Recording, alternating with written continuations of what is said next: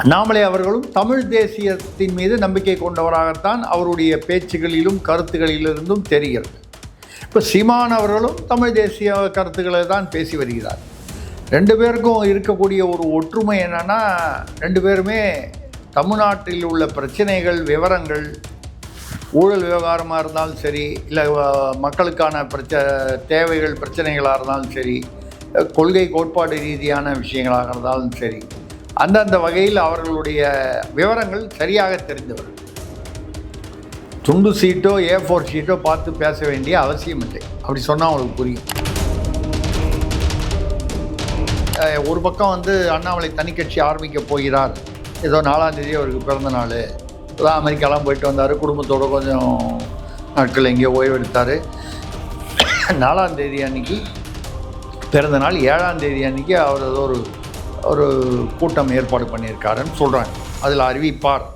அண்ணாமலை ஒரு கால் தனி கட்சி ஆரம்பித்தால் 2029க்கோ இல்லை 31க்கோ இப்பொழுதிலிருந்தே அண்ணாமலைக்கும் சீமானுக்கோ ஒரு கூட்டணியாக ஒத்துப்போவதற்கான ஒரு அடித்தளம் கிட்டத்தட்ட ஒன்றாக இருக்கு.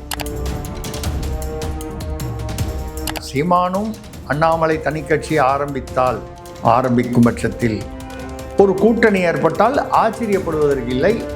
அந்த கூட்டணி ஓரளவுக்கு பொருந்தும் கூட்டணியாக இருக்கும் என்பதுதான் நம்மளுடைய கருத்து. பொருந்தா கூட்டணியாக இருக்காது. இப்போ இப்படி ஒரு களம் இப்பொழுது வித்தியாசமாக இருக்கிறது. இந்த களத்தில் அண்ணாமலையும் சீமானும் சேர்ந்தால்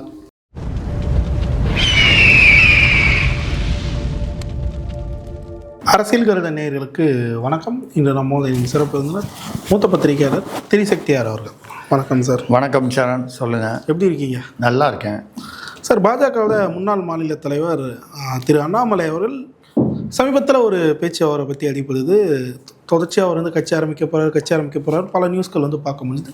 இப்போது கிட்டத்தட்ட அது உறுதியாக இருக்குன்ற ஒரு தகவல் அது. ஏன்னா மும்மொழி கொள்கை விஷயத்தில் அவர் எதிர்த்து பேசுகிறாரு.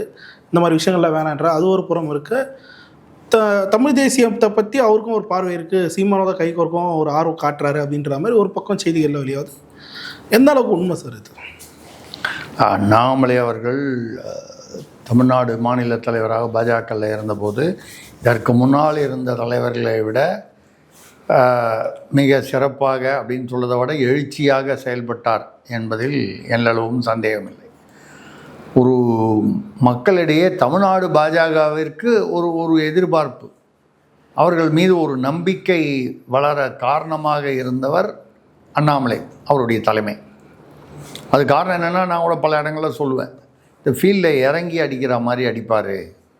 திராவிட கட்சிகளுக்கு உடனுக்குடன் பதில் சொல்வது, எந்த இடத்துலையும் கேட்டால், அதாவது என்ன சொல்கிறது, கேட்ட உடனே அந்த நிருபர் ஏதாவது கேட்ட உடனே இல்லைங்கண்ணா அப்படின்னு சொல்லி மரியாதையாகவும் பேசுவார். அதே சமயத்தில் சொல்ல வேண்டியதை அழுத்தமாக சொல்லிவிடுவார். இந்த விதங்களில் இது மக்களை கவர்ந்தது. மக்களுடைய அந்த ஈர்ப்பு பெற்ற ஒரு கரிஸ்மான்னு சொல்லுவாங்க, அப்படிப்பட்ட ஒரு தலைவராக அண்ணாமலை இருந்தார். அப்புறம் ஏதோ காரணங்களுக்காக, என்ன காரணங்களுக்காகவோ அவரை மாநில தலைவர்லேருந்து மாற்றி நைனா நாகேந்திரன் தேர்தலுக்கு முன்னால் கொடுத்தாங்க. என்னை பொறுத்த வரைக்கும் அதுக்கு மெயின் காரணம் எடப்பாடி அவர்களுக்கும் அண்ணாமலை அவர்களுக்கும் அந்த ரசாயனம், கெமிஸ்ட்ரி சரியாக இல்லை. அப்போ கூட்டணி வைக்கும்போது அது ஒர்க் அவுட் ஆகாது. அதனால தானே 2024 கூட்டணி வைக்க முடியாமல் போச்சு பாராளுமன்ற தேர்தலில். அப்போ யாராவது ஒருத்தர் இது பண்ணணுன்னா, எடப்பாடி அதிமுகலேருந்து எடுக்கணுன்னா அதுக்கு அதிமுகவில் இருக்கிறவங்கெல்லாம் சரிப்பட்டு அங்கே அது ஒர்க் அவுட் ஆகணும். இங்கே பாஜக முடிவு எடுக்கிறது அவங்க தேசிய தலைமையை பொறுத்து. அதனால் அப்படி ஒரு முடிவு எடுத்திருப்பாங்க, அதுதான் காரணமாக இருக்கும் என்று பேசப்படுகிறது. சரி, அதுக்கப்புறம் அவர் தேர்தலில் 2024 தேர்தலில் அவர் வெற்றி வாய்ப்பை இழந்தார். அதே சமயம் இந்த 2026 தேர்தலில் அவ்வப்போது அவருடைய கருத்துக்களை, அறிக்கைகளை சொல்லிக் கொண்டிருந்தார். அண்ணாமலை அவர்களும் தமிழ் தேசியத்தின் மீது நம்பிக்கை கொண்டவராகத்தான் அவருடைய பேச்சுகளிலும் கருத்துகளிலிருந்தும் தெரிகிறது. இப்போ சீமான் அவர்களும் தமிழ் தேசிய கருத்துக்களை தான் பேசி வருகிறார்.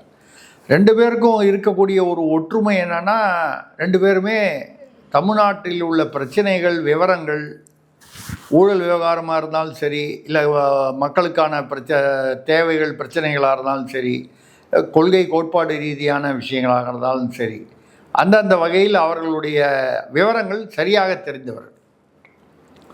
துண்டு சீட்டோ A4 ஷீட்டோ பார்த்து பேச வேண்டிய அவசியம் இல்லை. அப்படி சொன்னால் அவங்களுக்கு புரியும். யாரை சொல்கிறீங்க? ஆமாம், இல்லை யாரை சொல்கிறோன்றதை விட இவங்களை இப்படி சொல்லி தான் நம்ம இவங்களை புரிய வைக்க வேண்டியிருக்கு. புரியுது. துண்டு சீட்டு வச்சுக்கிறது இல்லை, A4 ஷீட்டு வச்சுக்கிறது இல்லை. அப்படிப்பட்ட, அதாவது எக்ஸ்டெம்போர்னு சொல்லுவாங்க, திடீர்னு போய் நீட்டு கேள்வி கேட்டால் கூட எந்த விவரமாக இருந்தாலும் பேசக்கூடிய அண்ணாமலையும் அப்படி தான், சீமானும் அவர்கள் தான். பல கருத்துக்கள் வந்து எல்லா கருத்துலேயும் ஒரே மாதிரி கருத்துன்னு நம்ம வந்து அதை சொல்ல முடியாது. தமிழ் தேசியம் இல்லை தமிழ்நாட்டை பற்றிய பல விஷயங்களில் வந்து அவருடைய கருத்துக்கள் ஒரே இலக்கை நோக்கி இருக்கின்றன. அப்போ அந்த மாதிரி இருக்கும்பொழுது சமீபத்தில் கூட கொஞ்ச நாள் முன்னால் கூட சீமான் அவர்களை ஏதோ ஒரு விஷயத்துக்காக வாழ்த்தி அவருடைய கருத்தை வரவேற்று அண்ணாமலை பேசியதை ஒரு வீடியோ வெளியானது. அது எந்த விஷயம் ஞாபகம் இல்லை எனக்கு. இப்போ அவர் வந்து தனி கட்சி ஆரம்பிக்கிறார்னு அது கிட்டத்தட்ட ஒரு 6-8 மாதம், ஒரு வருடமாக பேசி கொண்டிருக்கிறார்கள். மாநில பதவியிலேருந்து விலகினதுலேருந்தே பேசிக்கிட்டு இருக்காங்க.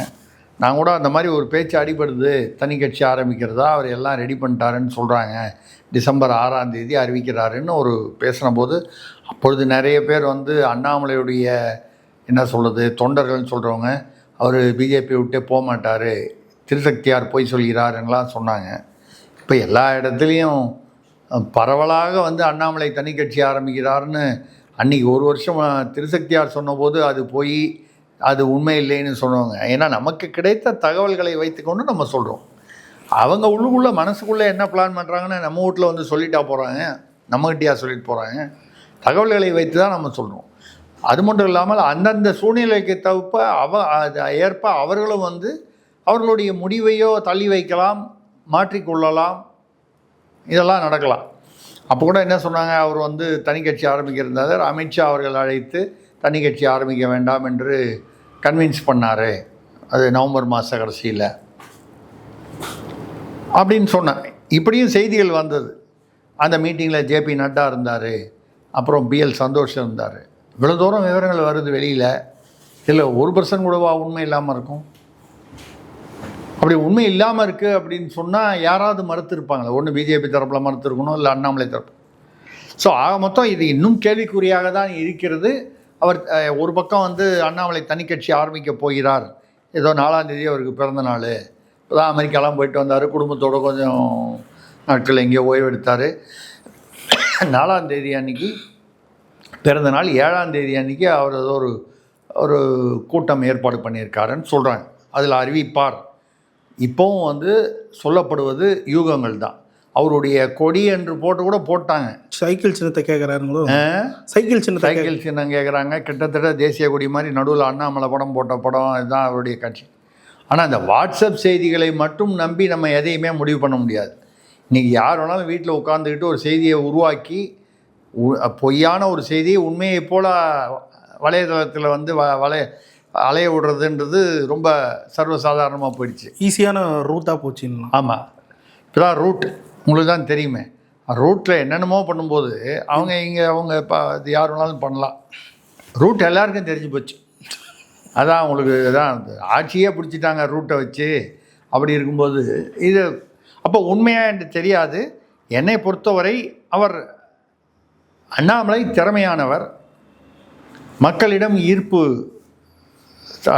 மக்களை ஈர்த்தவர், ஒரு செயல் தலைவர், நன்றாக செயல்படக்கூடிய தலைவர்.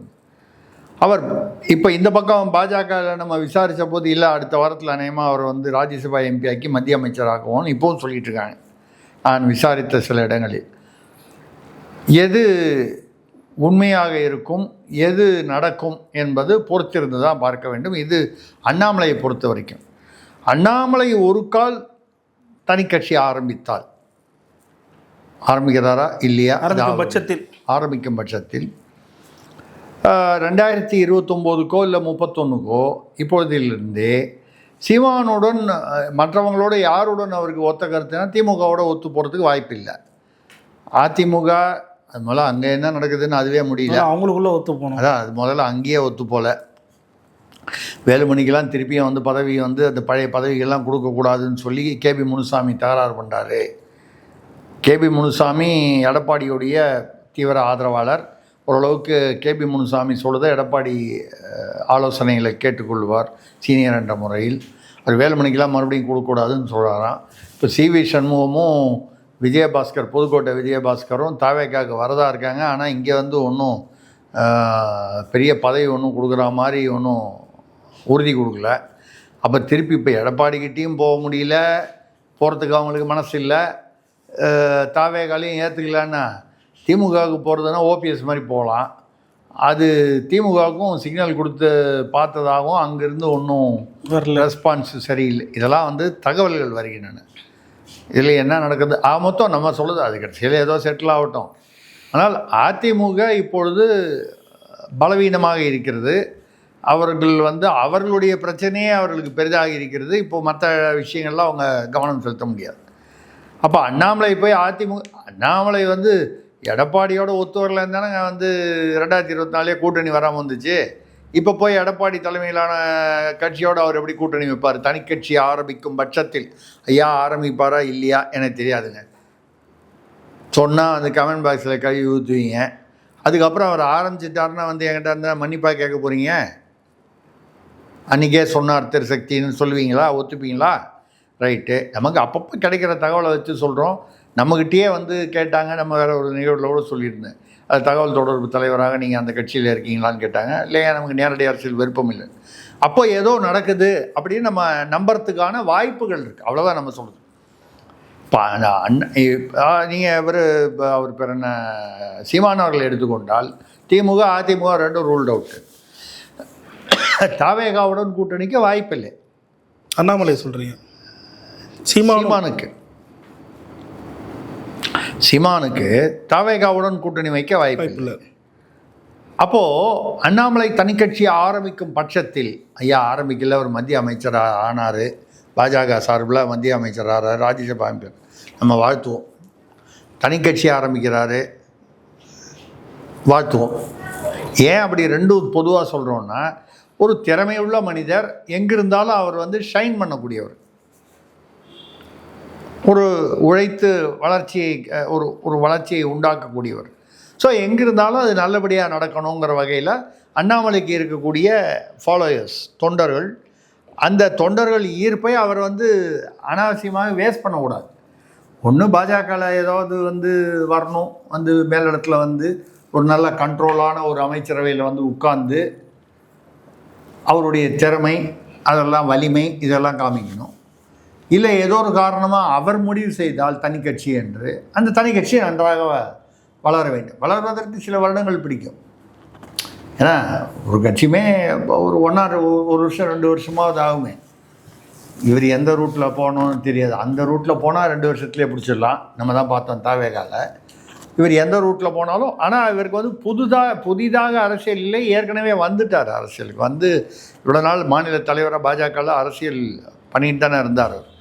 ஊழல்கள் எல்லாம் விவரமாக எடுத்து விட்டு, அந்த வகையில் அண்ணாமலைக்கும் சீமானுக்கும் ஒரு கூட்டணியாக ஒத்துப்போவதற்கான ஒரு அடித்தளம் கிட்டத்தட்ட ஒன்றாக இருக்கிறது. சில கருத்து வேற்றுமைகள் கொள்கைகளில் இருக்கலாம். எல்லா கருத்து கோட்பாடு அப்படி பார்க்க போனால் ஒரு கூட்டணிக்குள்ளே இருக்கிற கட்சிகள்லேயே 1008 கருத்து வேற்றுமை இருக்குது. ஒரு கட்சிக்குள்ளேயே அதிமுக எவ்வளோ கருத்து வேற்றுமை இருக்குது. 100% கருத்து. இப்போ திடீர்னு பார்த்தீங்கன்னா வைகோ வந்து திமுகவுக்கு எதிராக பேச ஆரம்பித்தார். ஓரளவுக்கு தாவேகாவுக்கு ஆதரவாக பேச ஆரம்பிச்சிட்டார். என்ன பண்ணுறது, எம்எல்ஏலாம் அந்த பக்கம் இருக்காங்களே அவங்க சின்னத்தில். ஆமாம், உதயசூரியன் சின்னத்தில் அது ராஜினாமா பண்ணிவிட்டு வரணும். வந்தால் அப்புறம் இடைத்தேர்தல் நிற்கணும், அப்புறம் இடைத்தேர்தலில் ஜெயிக்கணும். பல பிரச்சனைகள் இருக்குது. ஆனாலும் வைகோவுடைய சமீபத்தை பேச்சு பார்த்தீங்கன்னா திமுகவிலிருந்து விலகி தாவேகாவை அணுகுகிறார் போல் அமைகிறது அவருடைய பேச்சு. அவர் துரை வைகோ அவர்களும் வந்து நாங்கள் இனிமேல் தனி சின்னத்தில் தான் நிற்போம்னு இப்போ பேசுகிறாரு. அப்போ வந்து செத்தாலும் தனி சின்னத்தில் நாங்கள் விடமாட்டோம்னு சொன்னார். அப்புறம் போய் உதவி சொல்லினாங்க. எதுக்கு சொல்கிறேன்னா, இப்போ இப்படி ஒரு களம் இப்பொழுது வித்தியாசமாக இருக்கிறது.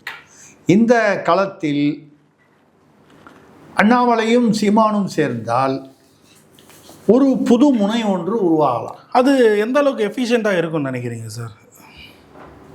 ஏன் இருக்கக்கூடாது? இல்லை எப்படி இருக்குன்னு கேட்குறேன். இல்லை இருக்குன்னா இப்போது தாவேகா இப்பொழுது 1 மாதம் ஆகிறது கிட்டத்தட்ட ஆட்சிக்கு வந்து. இதில் பல விஷயங்களில் இவர்கள் திமுக ஆட்சியின் நீட்சி தான், 2.0 தான், அது பேர் 2.0 3.0. பல விஷயங்களில் வந்து இவங்க வந்து திமுகவின் இதுதான். சின்ன சின்ன விஷயங்கள்லாம் வந்து எங்கேயோ கோயிலில் 1000 ரூபா வந்து டிக்கெட்டுக்கு வாங்குறாங்க, 4000 ரூபா வாங்கினாங்க, இதெல்லாம் வந்து பிடிக்கிறாங்க. ஆனால் அந்த பக்கம் மணல் கடத்தலில் பெருசாக 20%ன்னு சொல்லி பேசிட்டாங்க. குவாரிகள்லேருந்து கல்குவாரி ஓனர்லாம் சேர்ந்து உள்ளூர் தாவேக எம்எல்ஏவுக்கு இனோவா காரு வீடும் கட்டி கொடுத்தாங்க. கனிமவளத்துறை அமைச்சர் யார் சார்? இல்லை, TK பிரபு தானே அவர். இப்போ அமைச்சருக்கு அவங்க உள்ளூர் எம்எல்ஏவுக்கு, ஏன்னா உள்ளூர் எம்எல்ஏ தானே உங்களுக்கு, அவர் பேர் என்னமோ ராம்குமாரா நம்ம பேர், அவருக்கு வந்து இனோவா காரும் ஒரு வீடு வாங்கி கொடுத்துருக்காங்க.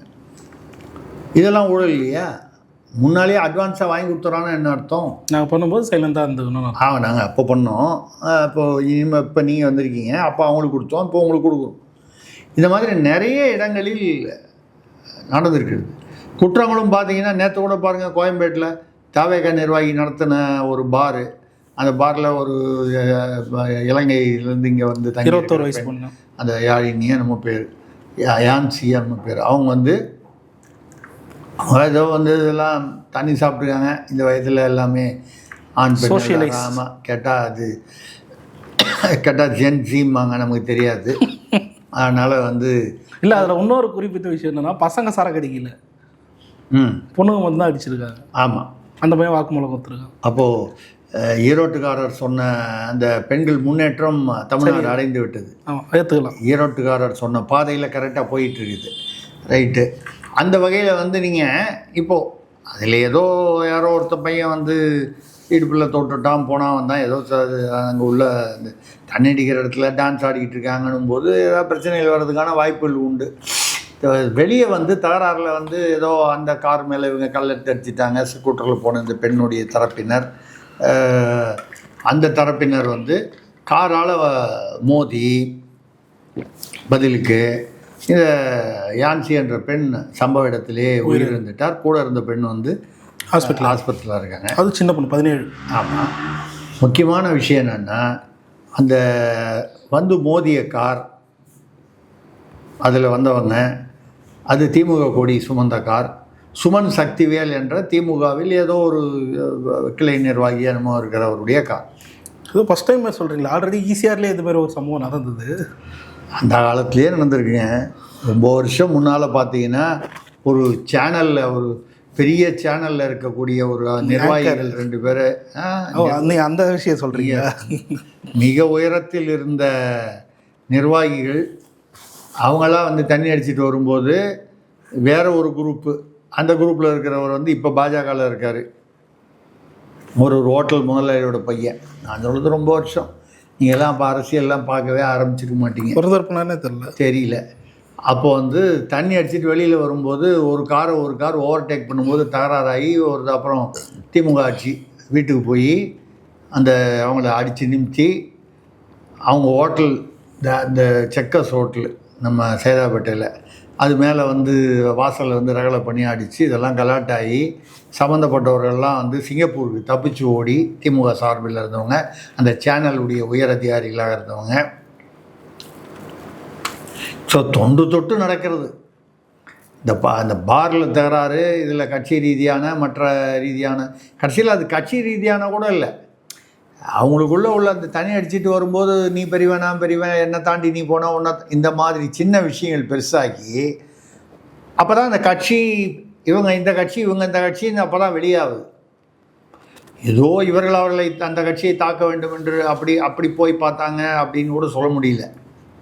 ஆனால் என்னென்னா, கட்சின்னு வந்தால், அரசியல்வாதின்னு வந்தால், அங்கே அந்த பாரில் போய் பார்த்தீங்கன்னா அந்த சமயத்தில் பத்திரிகையில் வந்த தகவல்கள், அப்புறம் இந்த ஒரு ஹோட்டல் ஒன்று, மவுண்ட் ரோட்டில் ஒரு ஹோட்டல், பூங்கான்னு பெயர் வர ஹோட்டல், ரைட் கட் பண்ணும்போது இருக்கும். ஆமாம், அந்த ஹோட்டலில் பார்த்தீங்கன்னா பெரிய பெரிய காவல்துறை அதிகாரிகளே வந்து தண்ணி அடிச்சிட்டு போவாங்க, பெண் அதிகாரிகள், காவல்துறை அதிகாரிகள் உட்பட அந்த பீரியட்லேயே. அதான் சார் அந்த பீரியடில் சொல்கிறீங்க, இந்த பீரியடில் நீங்கள் கொஞ்சம் கூட மரியாதையாக கொடுக்க மாட்டேன்றீங்க, உங்கள் பீரியடை பற்றியே பேசிட்டீங்க. இப்போ கூட ஒரு முக்கியமான காவல்துறை அதிகாரி அவருடைய இது வந்து அவரை வேறு மாநிலத்துக்கு மாற்றணும்னு வந்து அமைச்சர் பேசினார் ஆதவர்ஜுனா. அவரை கொண்டு வந்து ஒரு முக்கியமான துறையில் போட்டாங்க, சென்சிட்டிவான துறையில். உயர்நீதிமன்றம் கூட அவரை பிடிச்சி ஏன் காக்க வச்சேன்னு சொல்லி அவரை உட்கார வச்சாங்க. அவர் பார்த்தீங்கன்னா இங்கே மழை மரம் அப்படின்னு ஒரு ஹோட்டல் இருக்குது. மழை மரம்னு தமிழில் அர்த்தம் வரா மாதிரி ஒரு ஹோட்டல். அந்த ஹோட்டலில் ராத்திரி 10 மணிக்கு ஒரு பெண் துணையுடன் 10லேருந்து 11:45 வரைக்கும் உட்காந்துக்கிட்டு தண்ணி அடிச்சுட்டு தள்ளாடிக்கிட்டு இறங்கி போயிருக்காரு. நம்ம வந்து என்ன சொல்கிறோன்னா, ஒரு பொது வாழ்க்கையில் இருப்பவர்கள், காவல்துறை உயர் அதிகாரியாக இருப்பவர்கள், இந்த மாதிரி ஒரு IAS அதிகாரிகளாக இருப்பவர்கள், இவங்கெல்லாம் வந்து பொது வாழ்க்கை, பொதுவெளியில் உள்ளுக்குள்ளே எப்படி இருந்தாலும் வெளியிலாவது கொஞ்சம் வந்து நல்லபடியாக நடந்துக்கணும். யாராக இருந்தாலும் சொல்கிறேன், ஒரு சம்மந்தமில்லாத ஒரு பெண்ணோட, சம்மந்தமில்லாதன்னா மனைவி அந்த மாதிரி இல்லாமல் யார் கூடவோ வராரு, அங்கே வந்து தண்ணி அடிக்கிறாரு, தள்ளாடிக்கிட்டு லிஃப்ட்டில் இறங்கி போகிறாரு, இதெல்லாம் பார்த்துக்கிட்டு இருக்காங்க.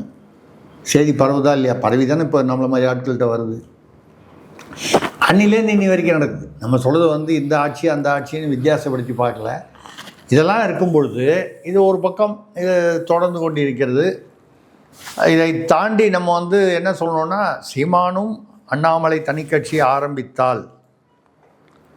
ஆரம்பிக்கும் பட்சத்தில் ஒரு கூட்டணி ஏற்பட்டால் ஆச்சரியப்படுவதற்கு இல்லை. அந்த கூட்டணி ஓரளவுக்கு பொருந்தும் கூட்டணியாக இருக்கும் என்பது தான் நம்மளுடைய கருத்து. பொருந்தா கூட்டணியாக இருக்காது. இப்போது தாவேகாவோட விசிகா வந்திருக்கு, முஸ்லீம் லீக் வந்திருக்கு, கம்யூனிஸ்ட் வந்திருக்குன்னா இவங்க ஒன்று சொல்கிறாங்க, அவங்க ஒன்று சொல்கிறாங்க. அது பேர் என்ன, அதிமுகலேருந்து உள்ளுக்குள்ளே வர்றது வந்து ஆரோக்கியமான அரசியல் இல்லைன்னு இவங்க பாட்டில் பேசுகிறாங்க. ஆனாலும் அங்கே அமைச்சர் உள்ளே உட்காந்துருக்காங்க. ஒரு அமைச்சர் வந்து அவருக்கு வந்து ஸ்ரீலங்காவில் அப்போ 2019 சர்ச்சுகளில் குண்டுவெடிப்பில் தொடர்புடைய ஒரு எம்பி அங்கே உள்ளவர் ரிஷாத் பத்யுதீன்னு. அந்த எம்பியோட இங்கே உள்ள இப்பொழுது ஒரு தஞ்சாவூர்லேருந்து ஒரு எம்எல்ஏ ஒருத்தர் அமைச்சராக இருக்கார் சிறுபான்மை துறையில். அவர் வந்து அவரை போய் பார்த்துட்டு வந்தார் தேர்தலுக்கு முன்னால். அவரோட தொடர்பு இவருக்கு என்ன அதில் பிரச்சனைன்னு தெரில. ஆனால் அந்த ரிஷாத் பத்யுதீன் என்பவர் பாகிஸ்தான் ISIயுடன் தொடர்பில் உள்ளவர்.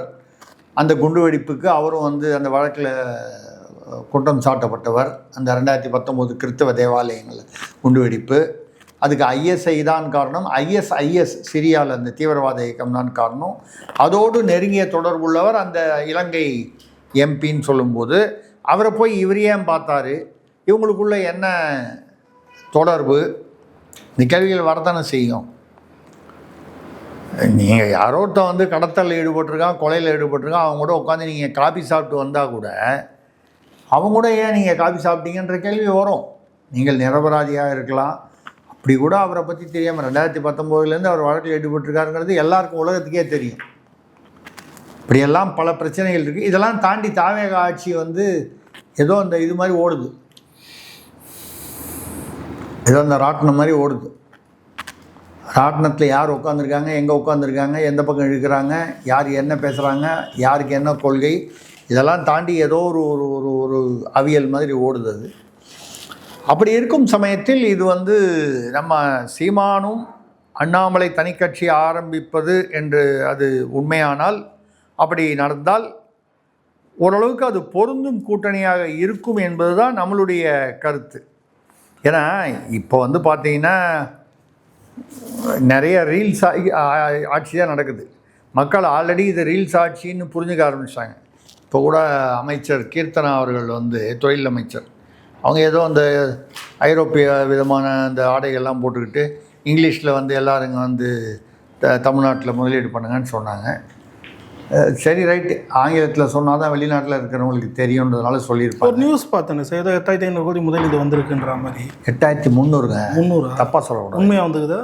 இல்லைங்க, நீங்கள் தப்பாக பொய்யான விஷயத்தை நீங்கள் வந்து தப்பாக சொல்கிறீங்க. பொய்யான விஷயம். நான் பொய்யான விஷயத்தை நான் வந்து உண்மையை சொல்கிறேன். அப்போ அது உண்மை இல்லையோ? இல்லை, கரெக்ட். அதான் அது அங்கே தான் வரேன்.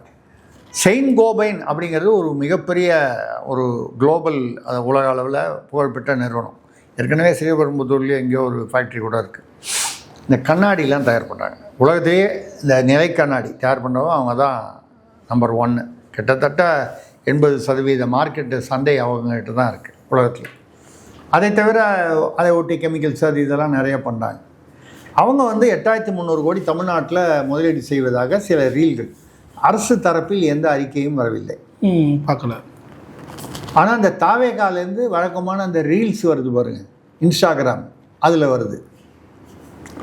அதில் 2 பேர் வந்து செயின்ட் கோபைன்ஸை சேர்ந்த மூத்த அதிகாரிகள் தொழிலமைச்சர் கீர்த்தனா அவர்களை பார்த்து 8300 கோடி தமிழ்நாட்டில் முதலீடு செய்வதற்கான ஏதோ MOU கைத்து போட்டாங்களோ இல்லை அதற்கான பேசுனாங்களோ கை கொடுக்குற மாதிரி வந்துச்சு.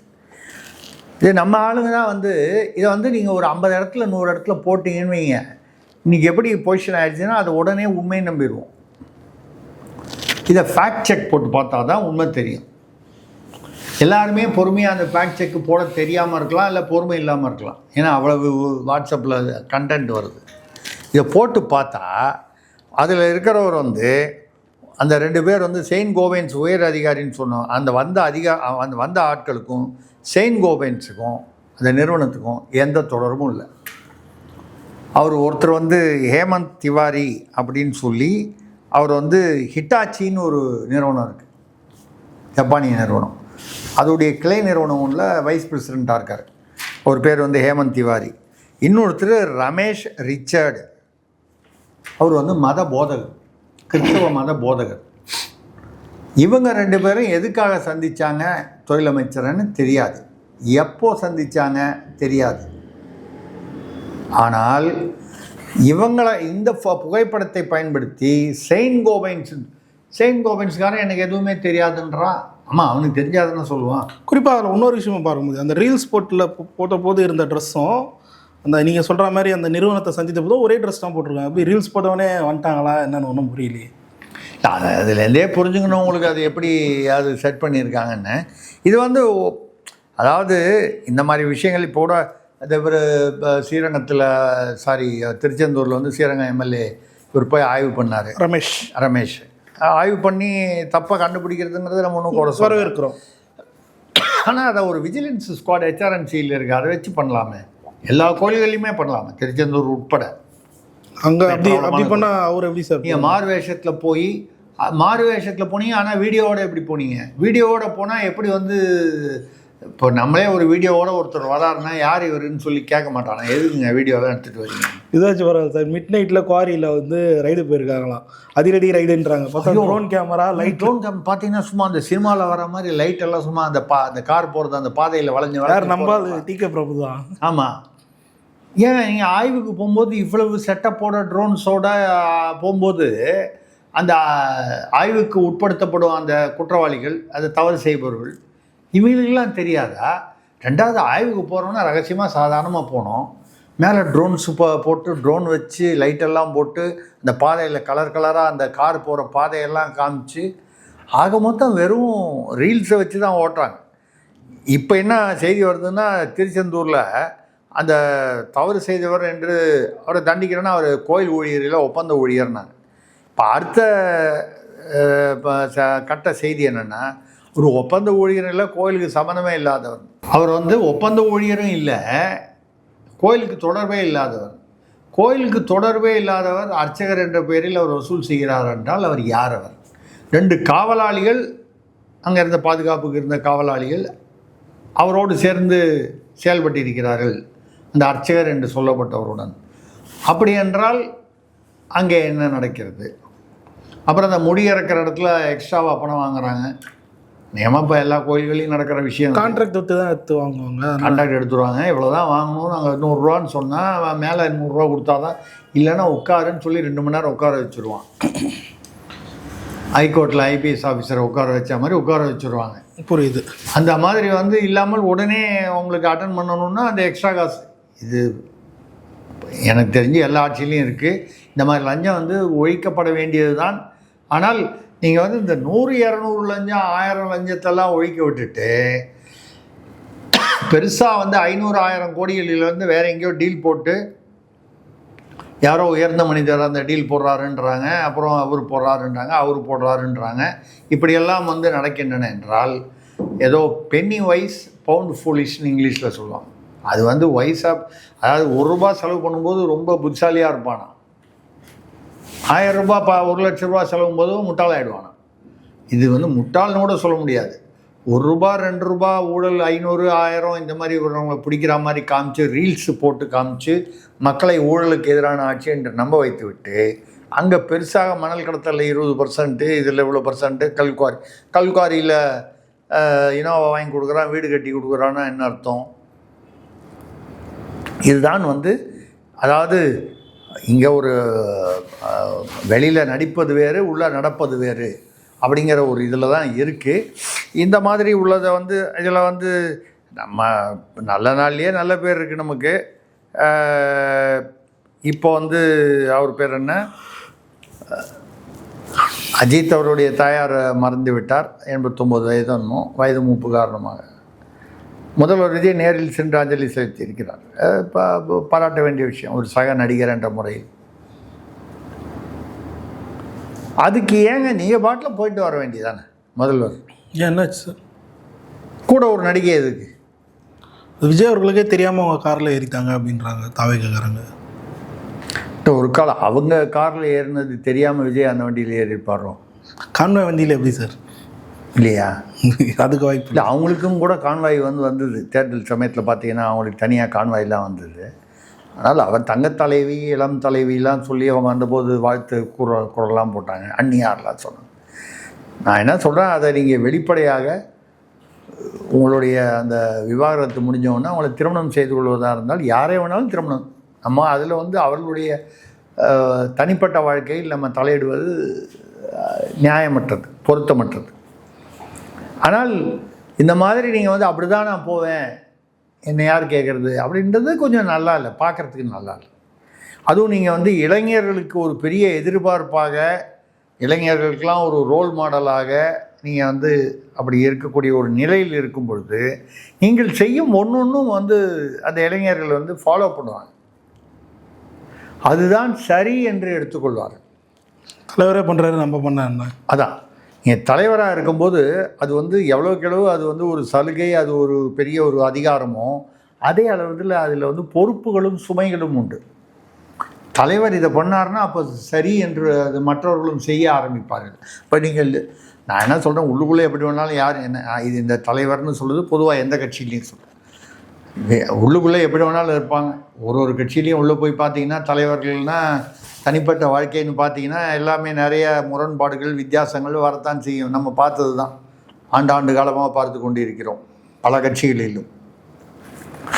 ஆனால் இப்படி இளைஞர்களுடைய எதிர்பார்ப்புக்கு உரிய ஒரு தலைவராக வருபவர் என்பவர் ஒரு அந்த அந்த சமூக வெளியில் வந்து நடந்து கொள்ளும் பொழுது எக்ஸம்ப்ளரின்னு சொல்லுவாங்க. சமுதாயத்திற்கு ஒரு அடையாளமாக, வழிகாட்டியாக இருக்க வேண்டும்.